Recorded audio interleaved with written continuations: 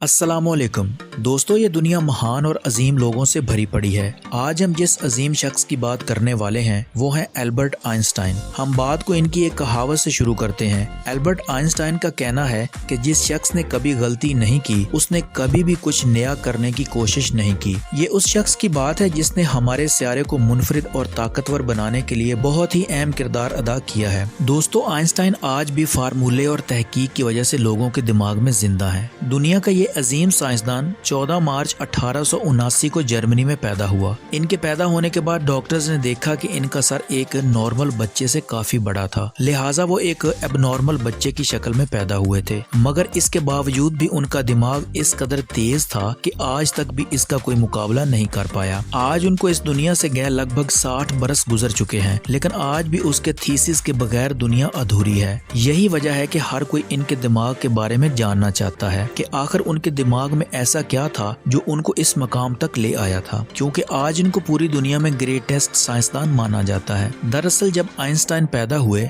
तो इनका सर किसी भी नॉर्मल बच्चे से बड़ा था। नॉर्मली बच्चे 1 या 2 साल में बात करना शुरू कर देते हैं, लेकिन आइंस्टाइन 4 साल तक की उम्र में भी नहीं बोल पाते थे। मगर एक रात जब वो अपने वालिदैन के साथ रात का खाना खा रहे थे तो उन्होंने पहला लफ्ज बोला कि सूप बहुत गर्म है। इनको साफ बोलते सुनकर इनके वालिदैन बहुत हैरान हुए और खुश भी। मगर जब इनसे पूछा गया कि आज तक आप क्यों नहीं बोलते थे तो आइंस्टाइन ने जवाब दिया कि अब तक तो सब कुछ ठीक था। आइंस्टाइन की जिंदगी के किस्से यहीं पर खत्म नहीं होते, क्योंकि इनके बड़े होने के बावजूद भी कुछ ऐसे वाकयात थे जिनको सुनकर सब हैरान रह जाते थे। जैसा कि एल्बर्ट आइंस्टाइन को डेट्स और फोन नंबर्स याद रखने में काफी दिक्कत होती थी, यहाँ तक कि इनको अपना टेलीफोन नंबर भी याद नहीं रहता था। एक बार इनसे किसी ने इनका पर्सनल नंबर पूछा तो वो टेलीफोन डायरेक्टरी खोलकर उनके सामने ढूंढने लग गए। तो ये देखकर उस शख्स ने पूछा कि आप अपना नंबर क्यों नहीं याद रखते। तो आइंस्टाइन ने कहा कि भला मुझे ऐसी चीजें याद रखने की क्या जरूरत है जो मुझे किताबों में मिल जाती हूँ। इसके अलावा आइंस्टाइन कभी भी जूतों के साथ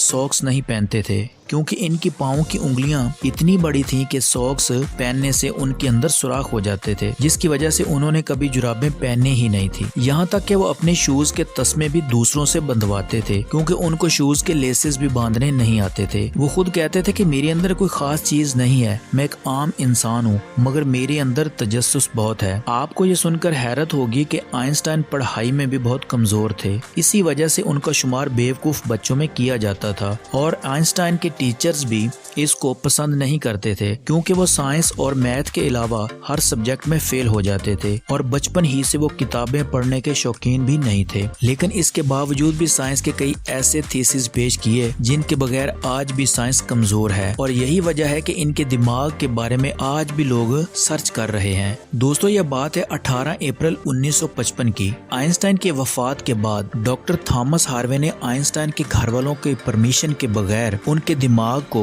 रिसर्च के लिए निकाल लिया और वहां से भाग गए। इस हरकत पर डॉक्टर हार्वे को नौकरी से भी हाथ धोने पड़े, मगर इस डॉक्टर ने कहा कि ये सिर्फ उन्होंने रिसर्च के लिए निकाला है और वो वादा करते हैं कि आइंस्टाइन के ब्रेन पर रिसर्च जरूर करेंगे ताकि आने वाले दौर में साइंस और साइंसदानों को कोई फायदा हो सके। मगर रिसर्च की इजाजत ना मिलने पर डॉक्टर हार्वे ने आइंस्टाइन के दिमाग को एक जार के अंदर महफूज कर लिया। फिर आइंस्टाइन के बेटे की वफात के बाद डॉक्टर हार्वे ने आइंस्टाइन के दिमाग पर रिसर्च शुरू की। सबसे पहले उन्होंने दिमाग का वजन किया, जिसका वजन 1230 ग्राम था, जो कि नॉर्मल इंसान के दिमाग से काफी छोटा था, क्योंकि एक नॉर्मल इंसान के दिमाग का एवरेज वेट 1400 ग्राम होता है। उसके बाद डॉक्टर हार्वे ने आइंस्टाइन के दिमाग को 240 टुकड़ों में काट दिया और इन टुकड़ों को दुनिया के मशहूर रिसर्चर के पास भेजा गया ताकि वो अच्छे तरीके से देख सकें कि आइंस्टाइन के दिमाग में क्या था जो दूसरे इंसानों में नहीं होता। और इसके बाद डॉक्टर हार्वे ने आइंस्टाइन के ब्रेन टिश्यूज की 100 माइक्रोस्कोपिक स्लाइड्स तैयार की। आइंस्टाइन के दिमाग की रिसर्च से पता चला कि उनके दिमाग में आम शख्स के मुकाबले में ज्यादा सेल्स थे। आइंस्टाइन के दिमाग का सेरेब्रल कॉर्टेक्स एक आम इंसान के दिमाग से काफी अलग था। दरअसल ब्रेन का सेरेब्रल कॉर्टेक्स जरूरी हिस्सा होता है जो कि जरूरी और खास कामों के लिए इस्तेमाल होता होता है और वैसे भी ये हिस्सा अजीबोगरीब तरीके से बना होता है। साइंसदानों का कहना है कि यही वजह थी कि इनका दिमाग ऐसा सोचता था, मगर जब साइंसदानों ने इनके दिमाग की मजीद रिसर्च की तो वो देखकर हैरान रह गए कि इनके ब्रेन में रिंकल ऑपरेटल ऑप्रिकलम मिसिंग है, जिसकी वजह से इनके दिमाग में पेरेंटल लोब का साइज नॉर्मल दिमाग से 20% ज्यादा था। साइंसदानों का कहना था कि यही वजह है कि आइंस्टाइन के मैथमेटिकल स्किल और चीजों को इमेजिन करने की पावर